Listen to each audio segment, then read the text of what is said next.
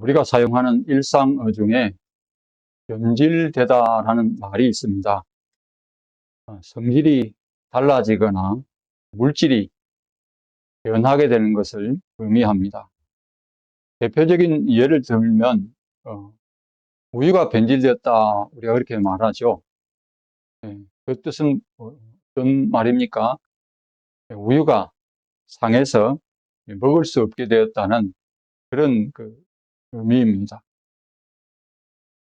상한 우유를 먹게 되면은 어떻게 됩니까? 배탈이 나기도 하지만은 식중독에 걸려서 어떻게 됩니까? 생명이 위태로울 수도 있습니다. 이처럼 교회도 변질된 복음을 받아들이면 병에 걸릴 수 있습니다. 건강한 교회라야 세상을 변화시킬 수가 있고, 건강한 교회라야 빛과 소금의 사명을 감당할 수가 있습니다.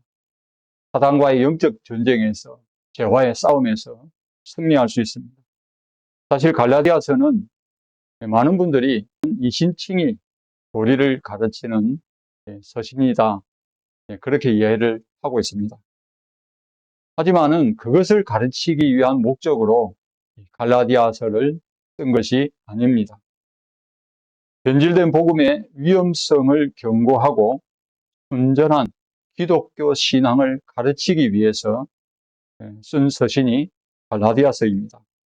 특히 오늘 우리가 살펴볼 본문에서 바울은 변질된 복음으로 갈라디아 교회가 병들어가고 있음을 말씀하고 있습니다. 이를 통해서 우리는 변질된 복음이 무엇인지를 깨닫게 되고 순전한 기독교 신앙이 무엇인지를 배우게 될 것입니다. 첫째로 우리가 받은 복음은 믿는 것과 사는 것, 이 사는 것을 다른 말로 표현하면 행함입니다. 행위.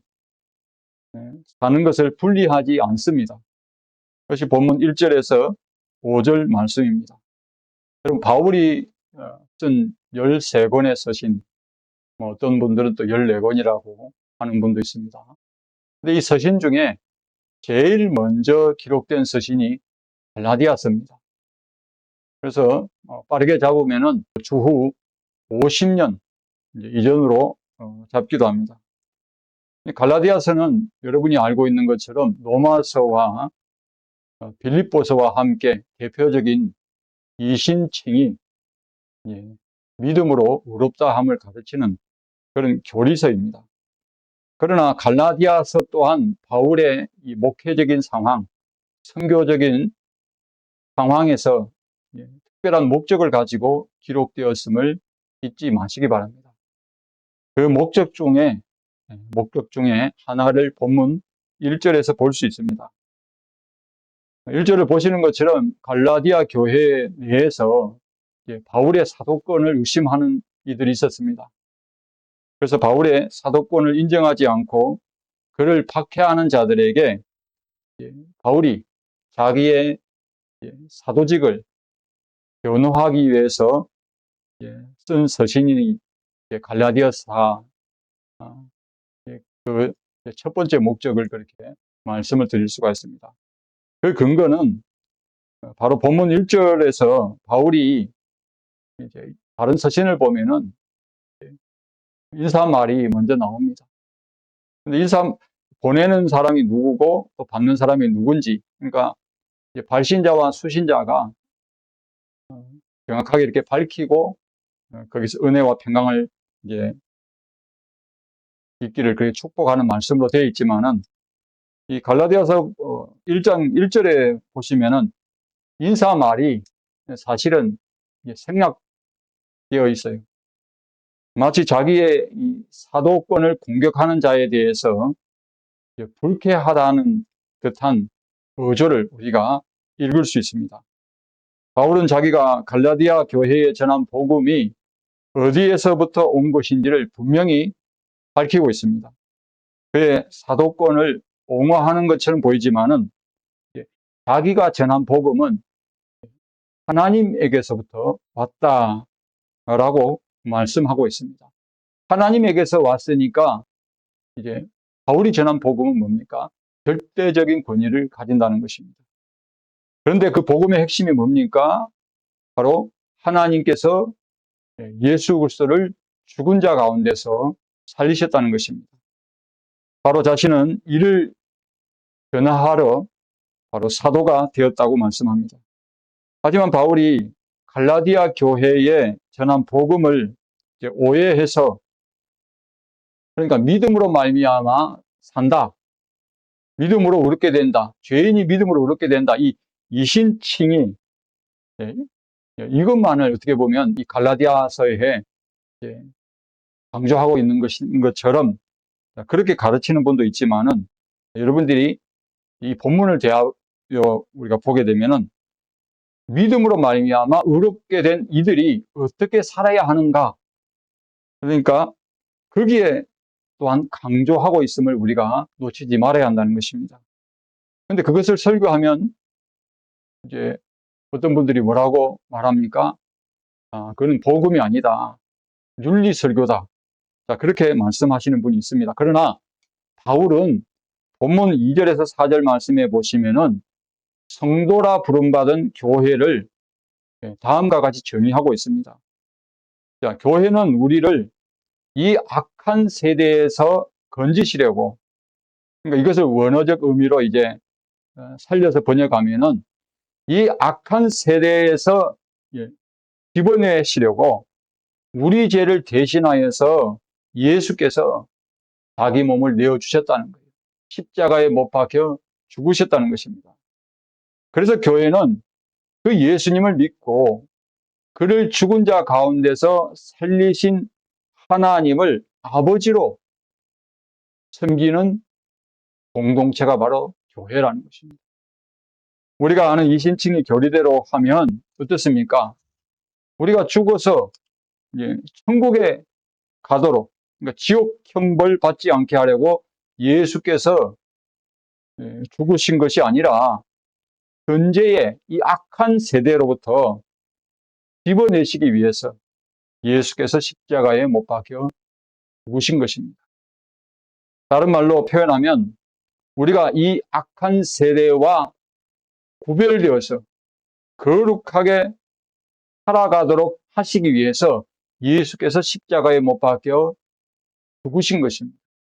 예수님이 십자가에 못 박혀 죽으신 그 의미이기도 하고 또 그 목적이기도 해요. 이걸 누구에게 요구하고 있습니까? 바로 그를 믿는 자에게 요구한다는 거예요. 바울은 다른 서신에서 이 악한 세대의 특징을 다음과 같이 말하고 있습니다. 디모데후서 3장 1절부터 5절 말씀을 보시겠습니다. 너는 이것을 알라. 말세에 고통하는 때가 이르르니 사람들이 자기를 사랑한다. 돈을 사랑합니다. 자랑합니다. 교만합니다. 비방합니다.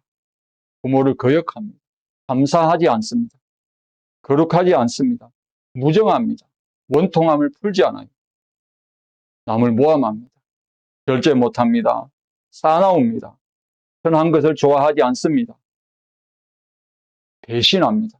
조급합니다. 자만하고 쾌락을 사랑하기를 하나님 사랑하는 것보다 더한다 그랬어요. 경건의 모양은 있으나 경건의 능력은 부인하는 자니. 그러니까 보기에는 그리스도인처럼 보이는 거예요. 왜?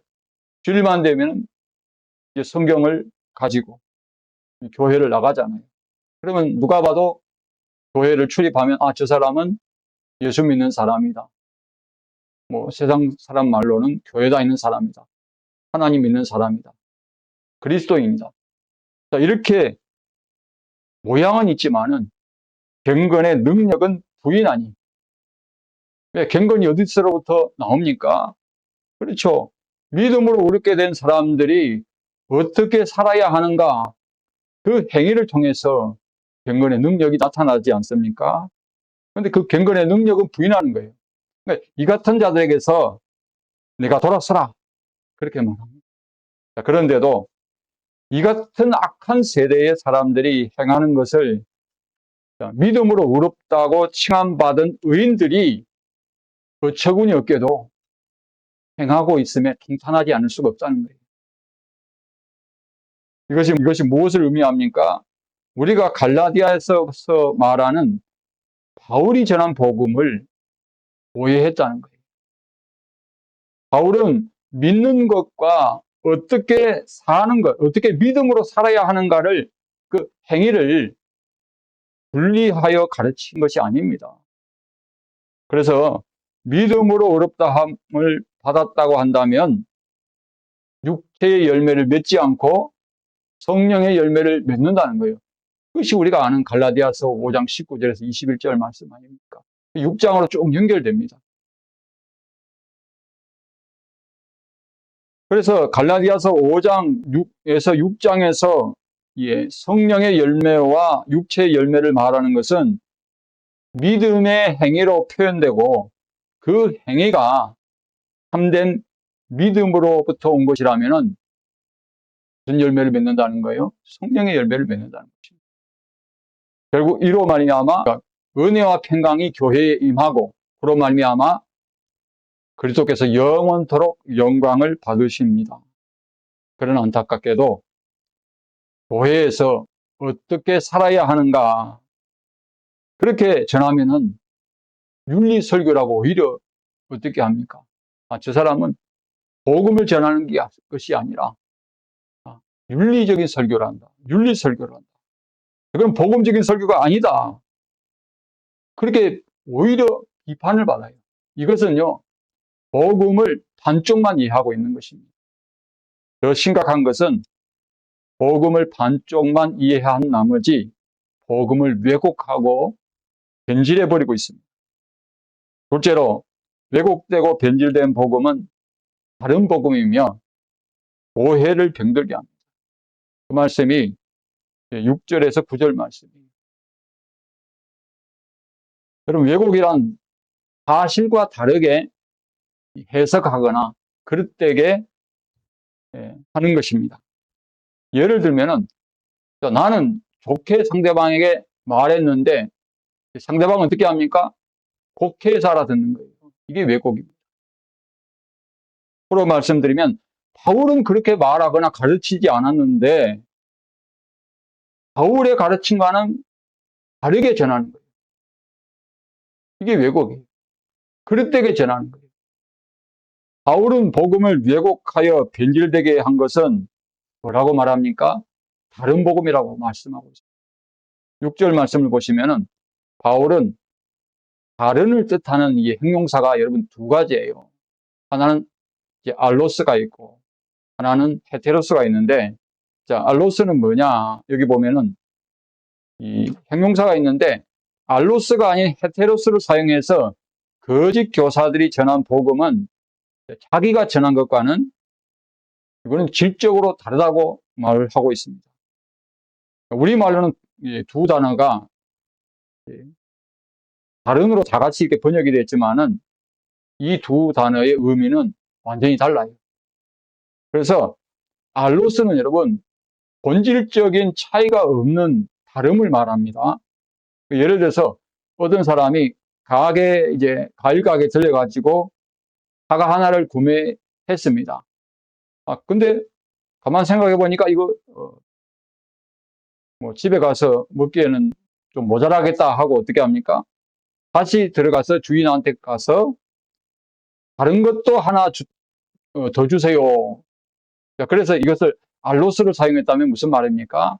주인은 어떻게 알아듣냐면 같은 종류의 사과 하나를 포장해 준다는 거예요. 이게 알로스의 의미입니다. 그러나 헤테로스는 뭐냐면 본질적인 차이를 가진 다름을 표현해요. 그러니까 본질적으로 다른 거예요, 이거는.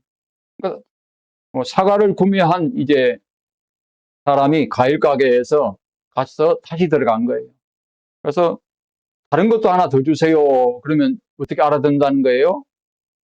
같은 종류의 사과를 주는 것이 아니라, 비슷한 크기의 천혜향 알죠? 천혜향. 귤보다 좀 큰 거. 그 천혜향을 포장해 준다는 것입니다. 이처럼 그러니까 예루살렘에서 파견된 이 거짓된 교사들은 갈라디아 교인들에게 자신들이 전달하는 가르침을 복음이라고 소개하였습니다. 근데 자기들이 전하는 복음은 바울이 전해준 것과는 조금 다른 것인데 오히려 바울이 전한 복음의 부족한 점을 보완해 둬서 이 교사들이 가르치는 이 복음은 뭐냐? 온전한 복음이라고 그렇게 갈라디아 교인들을 속인 거죠. 물론 자기들은 속인다 생각은 안 하겠죠. 그러나 바울이 볼 때는 그거는 그릇된 거잖아요. 이 말을 들은 갈라디아 교인들은 거짓 교사들이 전해준 가르침을 바울이 전하였던 복음과 본질적으로 다름에도 불구하고 같은 것이라고 여긴 거예요. 바울이 가르치지 않은 할례와 이 음식법과 같은 모세의 이 율법적 전통이 강조된 다른, 그러니까 알로스 복음이라고 본질적으로 차이가 없다, 이렇게 이해하고 받아들인 것입니다. 이런 상황에서 이것을 알게 된 바울은 7절에서 아니다 하고 강한 부정을 말합니다. 그것은 내가 전한 복음이 아니다, 다른 복음이다, 그렇게 말합니다. 자, 이렇게 함으로 거짓 교사들이 전달하면서 복음이라고 불렀던 것은 바울이 전한 복음과는 본질적으로 다른 것임을 강조한 것입니다. 바울은 거짓 교사들이 전해준 것은 복음이라고 할 수 없다라고 크게 소리치고 있습니다. 거짓 교사의 꼬임에 넘어간 교인들은 이제 그리스도의 복음을 왜곡하는 것에 동조할 뿐만 아니라 그 복음을 변형시키는 것을, 그러니까 변질시키는 것을 원하고 있는 자들이 되고 말았습니다. 결국 복음의 왜곡은 갈라디아 교회의 교인들을 병들게 했고 교회는 갈등과 분열의 아픔을 겪게 된 것입니다. 여러분, 거짓 교사들이 한 일은 복음을 전한 것이 아니라 거짓된 가르침을 퍼뜨려서 갈라디아 교인들이 누렸던 평화를 깨뜨리고 그들을 혼란의 고통 속으로 몰아넣은 것입니다. 그래서 갈라디아서 4장 17절에 보면 교인들 사이를 어떻게 하냐면 이간질했어요. 여러분, 그것이 바울이 전한 복음이라면 교인들 사이를 이간질시키지 않습니다. 이간질하면 어떻게 됩니까? 평화가 깨뜨려지잖아요. 서로 갈등합니다. 교회를 설립한 바울에 대해서도 이제 갈라디아서 4장 16절에 보면은 부정적인 그런 이야기를 계속해서 퍼뜨렸고 그 결과 그 교회 내에 어떤 사람들은 바울을 원수처럼 생각하는 그런 지경에 이르게 된 것입니다. 그래서 바울은 8절에서 9절 말씀을 보시면은 다른 복음을 전하는 자들에게 무엇을 선포하고 있죠? 저주를 선포하고 있어요. 그것은 그리스도의 유일한 복음에 무엇을 더하거나 빼는 일은 있을 수 없음을 천명한 거예요. 바울 자신이나 천사를 포함해서 그 누구라도 바울이 전한 복음과 다른 복음을 전하면 어떻게 되느냐? 저주를 받는다는 것입니다. 저주가 여러분, 우리가 보면 8절과 9절에 두 번이나 거듭해서 사용되고 있어요. 그것은 뭐냐? 그저 이것은 위협이나 경고로 끝나는 것이 아니라 갈라디아서 5장 4절에 보시면은 이미 여러분 조건부 저주가 자동으로 실행되고 있음을 우리가 볼 수 있어요. 자, 복음이 은혜를 통해서 가져다 준 복이 그리스도와 연합되는 거잖아요. 그리스도와 연합되는 것입니다. 그런데 그리스도에게서 분리되고 은혜에서 떨어지는 것이 곧 뭐다? 저주라는 거예요. 이미 저주를 받은 거죠. 바울의 이 말대로 하면 복음을 왜곡하여 가르치고 전하는 자는 저주받은 자라는 겁니다. 그리스도에게서 분리되고 은혜에서 떨어지는 것입니다. 그러니까 반쪽짜리 복음을 온전한 복음이다, 순전한 기독교 신앙이라고 국회에서 가르치면은 이렇게 된다는 거예요.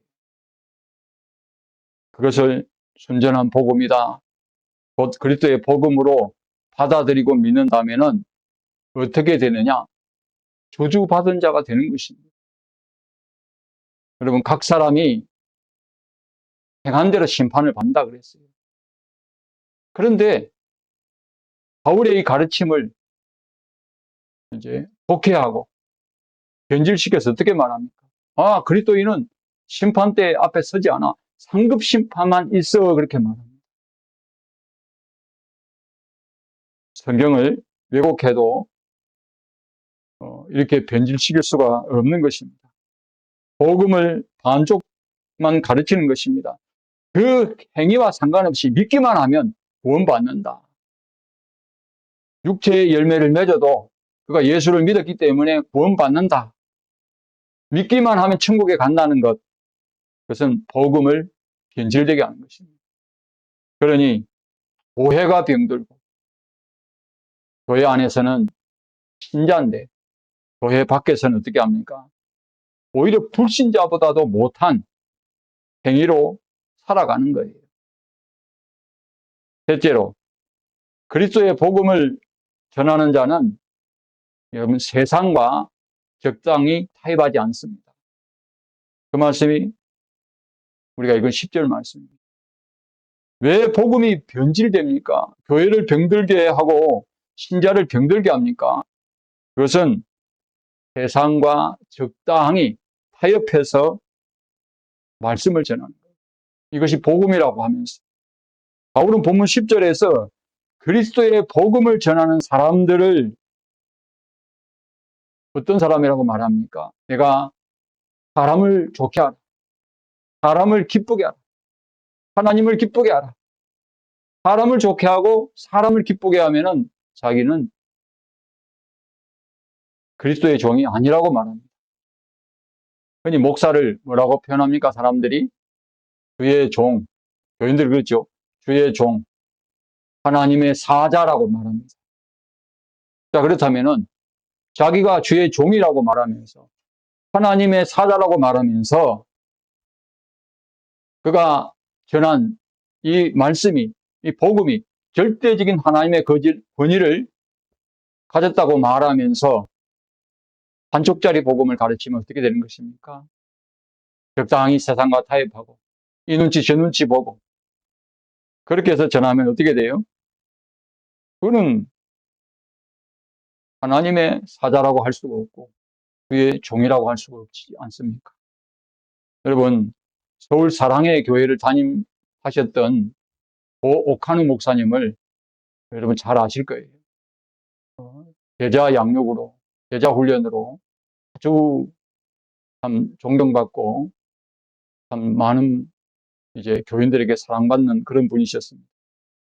근데 이분이 이제 폐암에 걸리셔서 주님 부르시기 전에 아주 피가 끓는 심정으로 이런 설교를 하셨어요.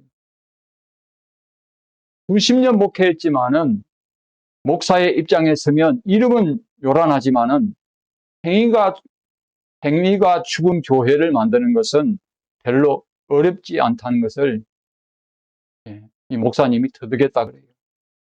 어떻게 하면 되는지 알고 싶습니까? 자, 목사가 말씀을 가르치거나 설교하면서 복음을 조금씩 변질시키면 됩니다. 이건 제 말이 아닙니다. 그 오카누 목사님이 말씀하신 강단에서 설교하신 내용입니다. 그리고 나중에는 복음이 얼마나 변질되고 있는지조차 모를 정도로 둔감해지면 됩니다. 누가요? 설교자가 말입니다. 목사가요.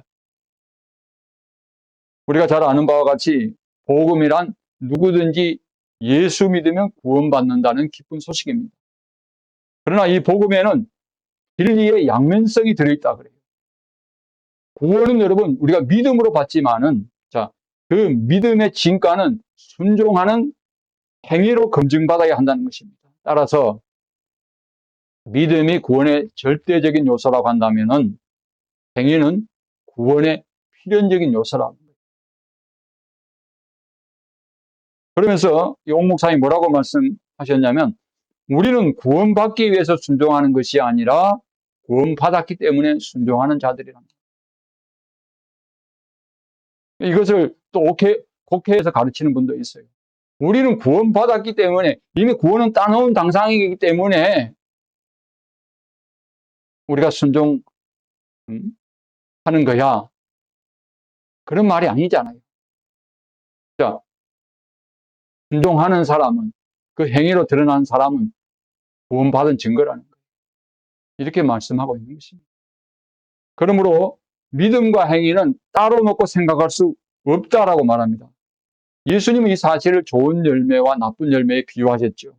따라서 목회자는 믿음과 순종을 똑같이 중요하게 가르치고 이제 다뤄야 된다는 거예요. 믿음으로 구원 얻는다는 로마서를 그렇게 가르치고 설교했다면은 행함이 없는 믿음은 죽었다라고 가르치는 야고보서도 진지하게 가르쳐야 한다는 것입니다. 여러분, 죽은 믿음은 자기도 구원 못 받아요. 남도 못 살립니다. 그래서 끓는 그런 심정으로 용 목사님이 이런 말씀을 하셨어요. 한국교회가 믿음과 행함이 일치하는 온전한 복음을 회복하려면 온갖 더러운 죄로부터, 그 죄에서 나는 악취로부터 이 사회를 치료할 수 있다고 믿습니다. 이것이 그 설교의 주요 내용입니다. 그러니까 온전한 복음으로 회복하면, 기독교 신앙을 다시 회복하면 그런 말씀입니다. 바로 교회가 병들어 부패하지 않으려면, 타락한 기독교 신자를 만들지 않게 하려면 이 악한 세대에서 기독교인들을 대하는 사람들이 무례한 기독교다. 오히려 불신자보다도 더 악한 행위를 일삼고 불의와 불법을 일삼는 이 사람들이 되지 않게 하려면 어떻게 해야 된다? 이 악한 세대에서 우리를 집어내 주신 예수님께서 자기 몸을 십자가에 넘겨주신 그 목적대로 살아가야 한다는 거예요. 그렇게 하려면 온전한 복음이 전파되어야 합니다. 순전한 기독교 신앙을 가르쳐야 합니다. 그리스도에게서 분리되지 아니하고 떨어져 나가지 아니하려면 복음을 믿는 것과 복음에 합당한 삶을 사는 것을 가르치고 설교해야 합니다. 바울은 처음 자기가 사도로 부름받았을 때도 그랬지만은 지금도 그리스도의 복음을 변질되게 하지 아니하고 온전히 순전한 복음, 예수님이 자기에게 주신 그 복음, 그걸 가르쳐 왔다고 말합니다. 그런데 어떻습니까? 처음에는요, 변질되지 않게 복음을 전했다고 하는 분들도 나중에 시간이 가면은 점차 어떻게 합니까? 변질이 돼가는 거예요. 개척교회를 시작한 목사님이 처음에는 변질되지 않은 온전한 복음을, 그렇게 순전한 기독교 신앙을 가르쳤지만 교회가 점점 성장합니다. 중형교회로, 대형교회로 성장하면 어떻게 됩니까? 변질이 돼버려요. 사람 눈치를 보아가면서, 자, 이 말씀은 이분에게 걸리고 그 말씀은 저분에게 걸려서 강단에서 하나님의 말씀을 담대하게 외치지를 못하는 거예요. 복음이 축소되고 변질됩니다. 교회에 와서 11조 많이 하고 헌금 많이 하는 것이 참된 믿음이라고 말할 수 없어요. 봉사하고 헌신하는 것이 참된 믿음의 척도라고 할 수가 없습니다. 잘 믿고 있느냐는 그 믿음대로 내가 살고 있느냐는 거예요. 그 믿음대로 내가 순종하고 있느냐는 거예요. 이 악한 세대에서 우리를 집어내어 거룩하게 구별되게 살게 하시기 위해서 자기 몸을 우리 죄를 대신하여 십자가에 못 박히도록 넘겨주신 그 주님의 뜻대로 사느냐 하는 것입니다. 주님의 목적대로 사느냐 하는 것입니다. 로마서와 갈라디아서와 빌립보서는 여러분 우리의 구원의 확신을 심어주려고 쓴 서신이 아닙니다. 그리스도의 피로 의롭게 된 성도가 그리스도께서 우리를 구원해 주신 목적대로 어떻게 살아갈 것인가를 가르쳐주고 있어요. 자, 어떻게 살아가야 할 것인가? 내가 어떻게 거룩하게 살아야 하는가? 내가 어떻게 순종하며 살아가야 하는가? 그것은 무엇 때문에 그렇습니까? 내가 구원을 받았기 때문에 그렇잖아요. 그러니까 구원을 어떻게 받았는지 그걸 설명해 줘야 되잖아요. 근데 구원을 어떻게 받았는지 그 설명만 믿고 그 믿음대로 살지 않는다? 그건 뭡니까? 반쪽짜리 복음이잖아요. 그걸 어떻게 온전한 기독교 신앙이라고 말씀을 할 수가 있습니까? 너희가 어떻게 구원받았으며 구원받은 자로서 어떻게 사는 것이 그리스도의 은혜를 헛되게 하지 않는 것인지를 가르쳐 주는 말씀이 로마서에도 있고요. 갈라디아서, 빌립보서, 바울의 이신칭의 대표적인 이 서신서뿐만 아니라 바울이 쓴 서신서에 다 녹아 있어요. 아니 어떻게 보면 더 강조되고 있습니다. 순전한 믿음, 순전한 기독교 신앙을 회복하려면 순전한 그리스도의 복음을 회복해야 할 줄로 믿으시기를 바랍니다. 기도드리겠습니다.